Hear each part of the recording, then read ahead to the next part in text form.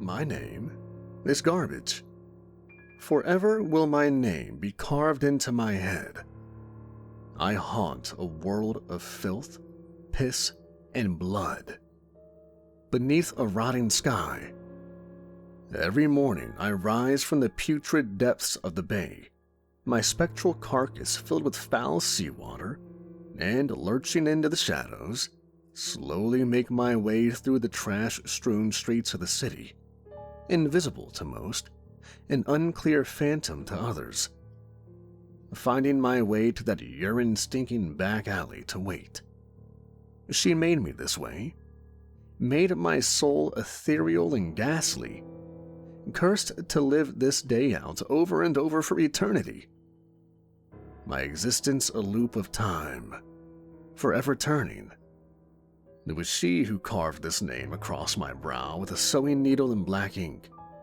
She who scattered my heart and drove me to madness, taking my own life in despair. She who I seek now, so that I may wrap my fingers around that lovely throat and watch her gorgeous face go blue. It was 1984 when I met her. She was a 17-year-old runaway and the most beautiful punk rock girl I had ever seen. 1984. Everyone was always talking about that book by George Orwell. People were saying President Reagan was the devil, that because his first, middle, and last names each contained 6 letters, he was marked 666, the number of the beast, and would bring the end of times. The Cold War was at a fever pitch and we all expected nuclear Armageddon to come at any moment. They were teaching school children to duck under their desks if the Russians dropped a plutonium bomb on us, like a hiding under a desk was going to help. It was a nihilistic time, but it was fun and exhilarating nonetheless. We had that Dead Kennedys tape, Fresh Fruit for Rotting Vegetables, and we would play it over and over on the beat-up. Old boombox in our rundown squat, someone having to steal new batteries for it every week. That battered tape, Gel Obiafra's snide voice sneering as the music built up pace and crescendo. Lock your doors, close your mind, it's time for the 2-minute warning, and then bursting with rage. Welcome to 1984, are you ready for the Third World War? Everyone would be screaming and hopping around, slamming into each other, ecstatic at the prospect of our own possible annihilation. You too will meet the secret police. They'll draft you and jail your niece. One night, after a Black Flag show, she appeared at our squat over on 4th and D. It was a dingy old abandoned hovel, a rotting Victorian. Some of the older punk anarchists had squats that they organized into communes with committees and boards, always voting on this and that and having meetings. But we were young and wild. Teenagers. The ruckus crew, we called ourselves. And our squat was just a place to get drunk and crash. A party squat. And to us, anarchy wasn't a political movement. It was getting wasted, getting rowdy, and causing a commotion. And being wild, like that Circle Jerk song. There were 3 of us at the core of the ruckus crew. There was Slug, a big old boy, easily weighing in at 250, with a greasy green mohawk that never seemed to sit right on his head, and always flopped back and forth. He got his name because he never seemed to move too fast. Even in the mosh pit he was slow, but big enough that everyone just bounced off of him.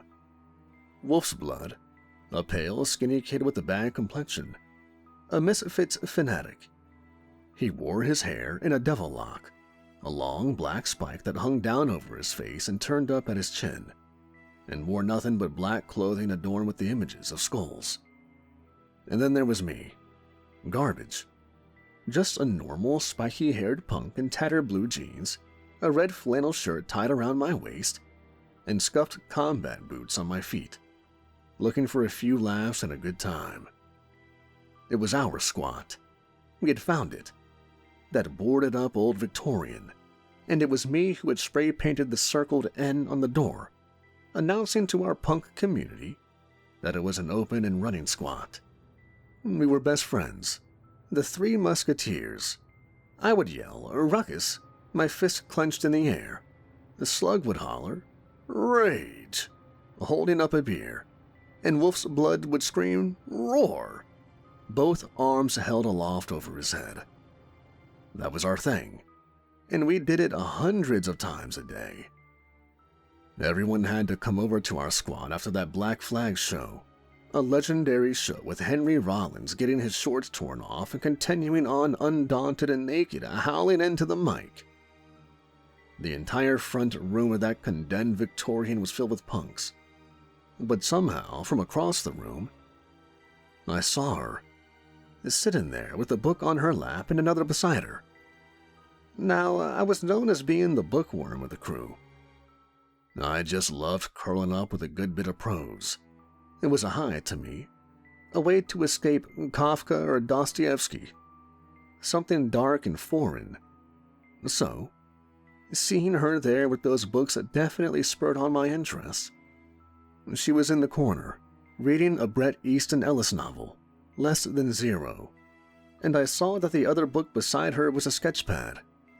She was going from the book to the drawing pad, sketching a naked girl tied to a dirty mattress. She was insanely beautiful. Her hair was a natural jet black that offset her pale, porcelain-like skin. Her almond-shaped eyes were caked in black eyeliner with her rosebud lips painted the same dark hue.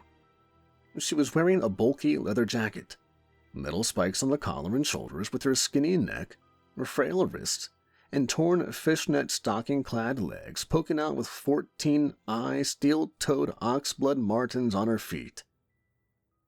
"Hey, what's your name?" I asked. She smiled up at me with those thick black lips, a twinkle to her dark eyes. "Raven." I once memorized that poem by Edgar Allan Poe for an English class back in high school.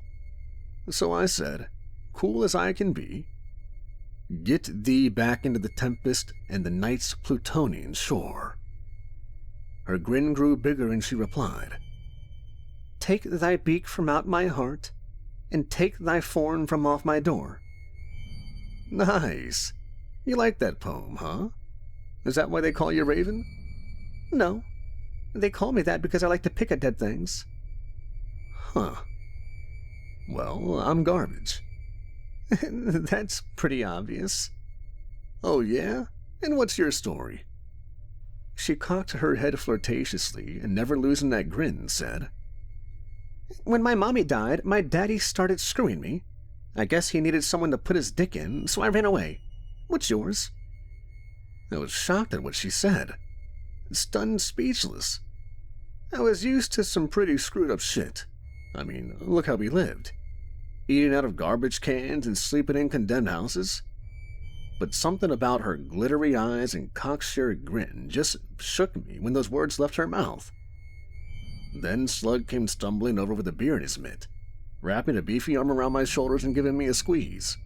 "Dude, Vomit pierced his dick with a safety pin. He's over there showing it to everyone. You gotta see this shit, come on." And he yanked me away from the strange girl. As he pulled me along, I glanced back over my shoulder and saw that she was still smiling and staring at us. When she saw me, she gave me a little childlike wave with her hand. I saw her around after that. She gained a reputation as being a pretty good tattoo artist. Working with only a thread-wrapped sewing needle and some India ink, she gave everybody Anarchy signs, the circled N symbol of a squat, the 8-pointed star symbol of chaos, the Black Flag bars. Once I strolled up to her while she was tattooing "fuck off" across a rowdy girl named Discharge's knuckles, the blood and ink flowing over her fingers and staining Raven's hands black. I asked her if I could look in her book of drawings. "Well, it's kind of personal," she said and gave me a glance and a grin. "But sure, go ahead." The pictures were dark and bizarre, a whole expose on the Charlie Manson family. All the girls before and after had shaved their heads and carved X's into their brows. Sharon Tate, 8 months pregnant and in a pool of blood with a noose around her neck. Jim Jones smiling and looking like a rock star. Weird stuff. Pol Pot, El Duce, all of them. I asked her, "Why do you draw all this fucked up shit? All these bad, evil people?" She looked at me curiously. "Really? A guy named Garbage is going to ask why I'm obsessed with darkness?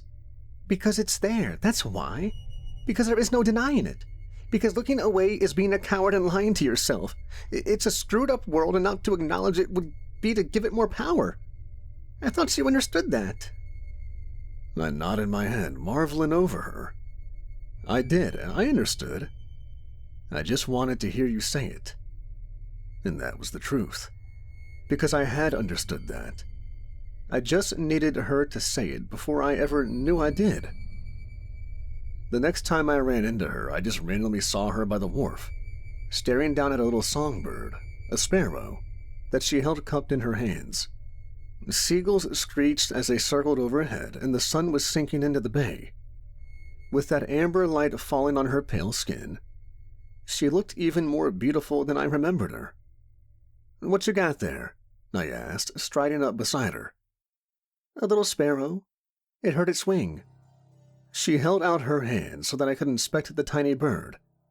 It looked up at me with its black eyes, and I felt something turn in my gut. We could nurse this creature back to health, I thought. It would be our thing. Bring it back to the squat and help it heal. It would be fun. The guys would love it. They were always trying to make pets out of the mice, rats, and chipmunks that wandered in to sample the trash. Once Wolf's Blood even came back with a baby possum that ended up biting him and taking a big old hunk out of his hand before he threw it back into the alley. As I went to speak, she looked up at me with these heartbreakingly sad eyes. And again, I was struck silent by her, dazed and lost in the melancholy of her gaze. And she opened her hands, letting the little bird topple to the ground where it struggled, beating its one good wing for a moment. And then she lifted her foot and brought her boot down squarely upon it. It made a crunching sound, and she twisted her heel, grinding it into the sidewalk. She laughed and looked up at me with her soul-crushingly beautiful face, eyes now aglitter. "Do you want to get drunk and go trolling?" she asked. "Yeah," I gasped. And I knew right then that I would do anything to be with this girl. Anything. "Got any money for booze?" "No, do you?" "Nah, let's make some." So we started panhandling. It was a blast. I had my standard. Please give to the Get a Punk Drunk Foundation. She had jokes. "Spare some change for a joke. Spare some change for a joke. Hear about the weather in Mexico? Chilly today, hot tamale." But we weren't really getting anywhere. After about half an hour, we had $5 between the two of us. Then she spied this old lady crossing the road. "Stay here," she said, and her demeanor changed. She became someone else. Her eyes lost that mischievous sparkle. Her lips went from a devilish grin to a pout. That jaunty tilt of her head became a sullen and downcast look of sadness. And she shuffled up to that white-haired woman and began to mumble something I couldn't hear. The woman went into her purse and slipped her a fold of bills. I could see Raven mouthing the words, "Thank you," and then she was back to her old self, skipping back to me, a little girl style, laughing uproariously. "That old bitch just gave me $100. "What did you say to her?" "It doesn't matter. Come on, let's get some wine." We got a gallon bottle of Carlo Rossi Burgundy and headed off trolling, cruising around under bridges and getting drunk. Tucked up under the Samoa Bridge on a concrete slab surrounded by graffiti and broken glass, we began to kiss. The taste of the cheap wine was as sweet as candy on her lips. She seemed eager to screw, unbuttoning my pants and pulling off her panties and drawing me into her. But as I began to move my body over her, I noticed she was weeping, crying quietly, her eyes clenched shut. What is it? Do you want me to stop?" "No, it feels good, I like it. Please don't stop, don't stop." so I rocked against her. I could feel her begin to writhe and move beneath me, meeting my strokes with her own, our rhythm gaining momentum until she moaned and shuddered and I knew she had finished. Then I let myself go, and we lay there clutching each other in the darkness, the traffic overhead making the bridge tremble and slightly hum. We drank more wine and cuddled up. She told me about her father, the way he would come into her room at night after her mother had died and have his way with her. She cried. I told her it was all right. She was gone from him now. She would never have to go back. We fell asleep clutching each other and woke in the dim pre-dawn light, freezing and shivering. We fled back to the squat, holding hands and giggling, still drunk. We were inseparable from that moment on. She stopped crying during sex and wanted it all the time, in alleys and gutters, the dark corner of the club while true sounds of liberty played Darker My Love. We were giddy and got high just staring into each other's eyes. The first tattoo she gave me was a black heart. "And take off your shirt," she said, her dark eyes twinkling as she got out her little tattoo kit. "I want to give you something." I slipped my shirt over my head and lay back as she straddled me and began to press black ink into my skin with her sewing needle, etching a large ebony heart in the center of my chest. The next tattoo she gave me was garbage across my forehead. We were laying on an old mattress in an upstairs room of the squat where we had made ourselves a little room of our own, drunk self as usual. "I want a new tattoo. Give me a new tattoo," I told her. "What do you want?" she purred, licking her lips and pressing herself against me. "Whatever," I muttered, as she began to nibble on my ear. "How about garbage across your forehead?" "Whoa, that's hardcore." "I think it'd be hot. Sexy." I had known for a long time that I would do whatever this girl asked. She held me in the palm of her hand, just as she once held that little sparrow. "Sure, babe, if you think it's hot." I lay there laughing as she poked at my flesh with a thread-wrapped needle dipped in ink. It took a long while, and by the time it was over it hurt like hell and was bleeding profusely. I'll never forget looking into that dingy, chipped mirror and seeing my reflection staring back. The word garbage printed permanently across my brow in a sloppy and childlike scrawl, blood and ink dripping down my face. Then there was that insane butthole surfer show. That was the night everything changed. The Grateful Dead were in town, so there were these dreadlocked hippies everywhere, and tons of them showed up at the show. They were just giving away tabs of acid, so Raven and I ate a bunch of the little paper squares with the image of Snoopy embossed upon them. It was the strangest night of my life. The club was packed and very dark. There were screens set up with unsettling and weird images flickering on them. Sex change operations, car accident victims, flocks of birds and schools of fish. A large section of the audience were bowing down in worship to the stage where two drummers were banging out a primitive tribal beat. The guitarist was fiddling around making squawking sounds and feedback. Mist poured out of a smoke machine and the entire stage was engulfed in fog, at the center of which was an obese and naked woman, painted green, writhing and squirming to the beat. Then Gibby came out, tall and shirtless, mumbling incoherently into a megaphone. As I listened and started to make out the words, I realized he was riffing on that Doors song, The End. Suddenly, the room erupted into violence and chaos as the riff to Black Sabbath's Sweet Leaf came blaring out of the speakers. The lights were flashing, bodies were hurling through the air, and the screens were filled with images of mushroom clouds exploding over and over. Then I noticed Gibby had a shotgun and was firing blanks into the crowd. It was utter insanity. The acid had fully kicked in and everything was shimmering and melting. I didn't know if I was in heaven or hell, but it was awesome. Amazing. Raven and I just stood there in the back of the club, holding hands, entranced by the spectacle. The rest of the show was just pure anarchy. Gibby was setting things on fire and throwing them out into the swirling mosh pit. And people were dangling from the ceiling beams and hurling themselves off of speakers. That fat, naked lady gyrating in the mist the entire time, like the calm in the eye of a storm. Afterwards, we all went back to the squat to party. Raven was high as hell and acting really weird. She kept biting my neck and sticking her hand down my pants, grabbing at my dick. "Come on," she kept whispering. "Don't you want to screw me? Come on."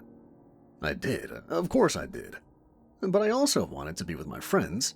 We were all amped from the show. Nearly all of us had eaten acid and were still pretty high. That wiry, high-energy high after an LSD peak. "Come on, just a quick one. Come on, baby." "All right." I finally relented, letting her drag me away by the hand. "Yo, garbage, where you going, man?" the slug called out. "I'll be right back," I called over my shoulder. "Yeah, sure you will," Wolf's Blood chimed in. When we got to our dingy little room, she immediately threw me down on the mattress and stripped off her clothes. She was on me and unbuckling my pants before I had time to even pull off my tattered t-shirt. Then things got weird, really weird. She was straddling me and moaning, and she said, well, she was speaking out words that reminded her of her past times with her father. And all I could reply with was, "Jesus, Raven, what are you saying?" And she slapped me hard right across the face and flipped me over so that now I was on top of her. She was still moaning and muttering and saying these horrible things about what her father did to her, but it had her turned on and she liked it, and she told me to bite her and make her bleed. So I did. I mean, what can I say? We went at it all night, until dawn, and then we just passed out, exhausted, sore, bruised, and bleeding.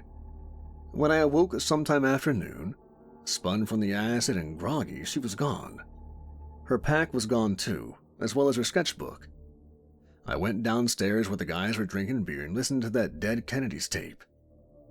"Hey, you guys seen Raven?" "Saw her leave.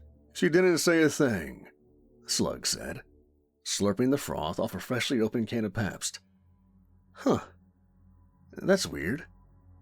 "Whatever, come on, bro, have a brewski. She'll be back. Rage! Roar!" Wolfsblood shouted, throwing me a beer. "Ruckus!" I hollered back, cracking open the beer and swallowing down half of it. She never did come back. I grew depressed, lethargic. I didn't want to go out. I just wanted to lay in the room Raven and I had once shared and read. I went through huge volumes, tomes, waiting and hoping she would come back. As the days turned to weeks, I started to drink heavier and heavier, stealing the handles of Lord Calvert and drinking it down straight from the bottle, getting wasted every day that I couldn't even read anymore, the words just becoming a jumbled blur. "Ruckus!" I'd yelled at my friends, falling down ready to puke, struggling for balance. "Rage! Roar!" they'd shout back. But it wasn't the same. It felt lackluster. I wasn't the same, and I knew they could tell. "You gotta forget about that chick, bro," Slug told me one night. "She was a damn nutcase anyway." "I know, man, I know," I muttered. But I knew he could never know how much I loved her. Never understand how much I missed her. How I ached and sometimes snuck away to drunkenly weep and puke, my heart a shattered mess. Then one day I saw her. I was out by Cuttin, looking for new territory to panhandle in, desperate for a bottle, and I saw her leaving the Catholic school there. At first I thought it was an illusion, that it was someone else, that I kept seeing things. For she was all done up in a Catholic school uniform with the plaid skirt, white button-up shirt, and blue blazer. But as I got closer, I saw it was definitely her. That gorgeous face, those twinkling eyes. She was walking with another girl, backpacks slung casually over their shoulders. "Raven?" I asked, stunned, as I approached her. "Oh God, garbage! You know this guy, Karen? Her friend asked. Karen. I had never even known her real name. Yeah, just give me a minute, Jenny. I'll be right there, she said to her friend, who gave me a snide up and down look as she sauntered away. Then Raven turned to me. Garbage, how are you? Awful. I'm fucking awful. I miss you. What happened? Where'd you go? I just had to get away from that life. I snapped that night. When I woke up, I realized that I just couldn't take it anymore. Begging, eating out of garbage cans at that disgusting house? I needed to get my life together. I'm going to graduate this year, and I'm going to an art school in Portland. I've already been accepted. What about me? I love you. Yeah, and I love you too, Garbage. I do.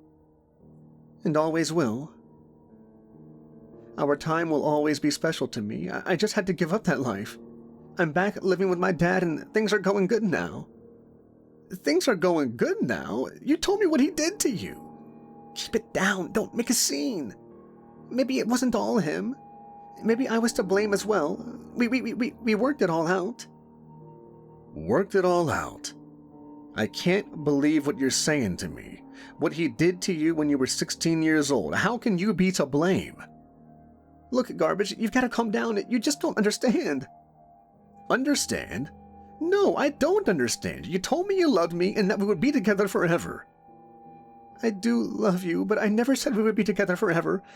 Right now, I just can't be with someone who has garbage tattooed across their forehead. I can't. But you did this to me. Nevertheless, what will my father say? He's paying for me to go to art school, and he's laying down some very strict rules. Your father? Your father the pervert? All right, that's it. I've got to go. Look, it was a good time, but we just both have to move on, so please just leave me alone. Come on, Jenny, she shouted to her friend. Let's get going. And they left. Left me standing there, lost and alone. I could hear her friend say to her as she strolled away.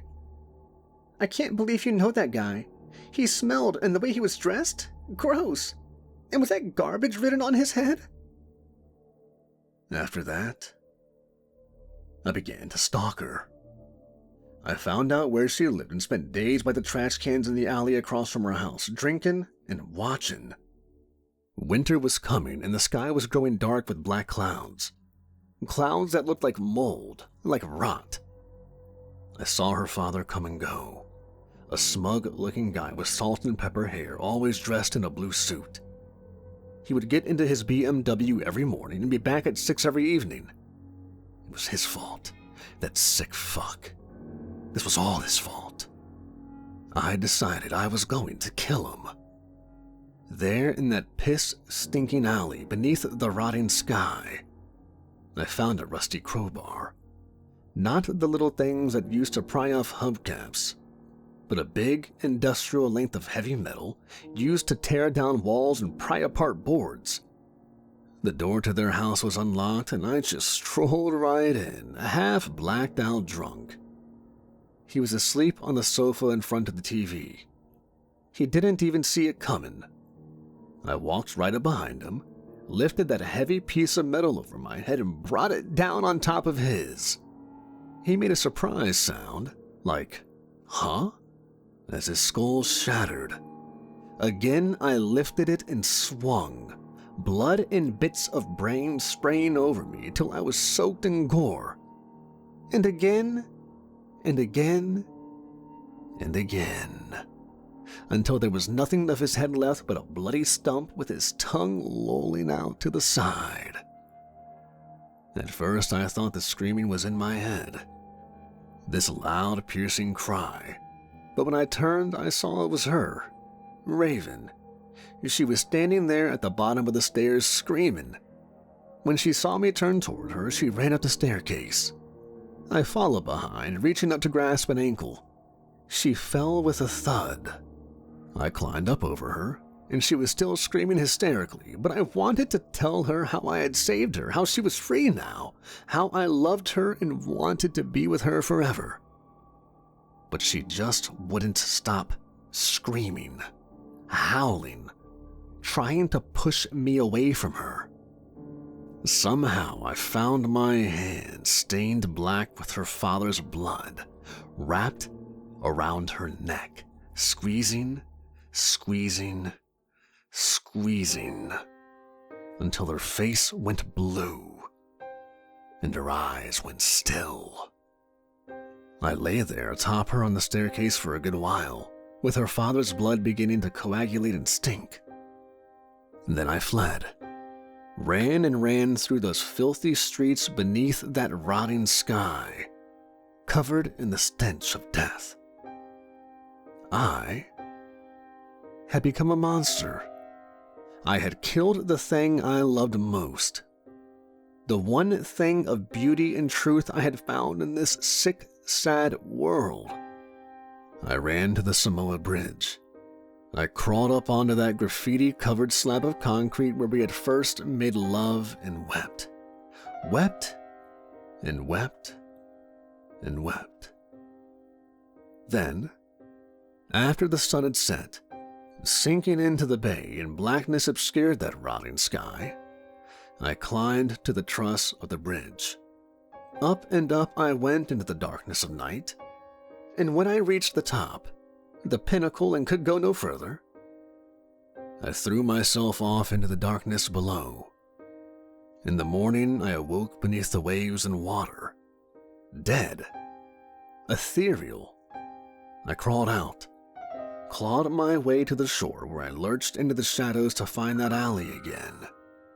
To wait there again, to go and kill again, kill her father, then kill the thing I loved most over and over and over for eternity.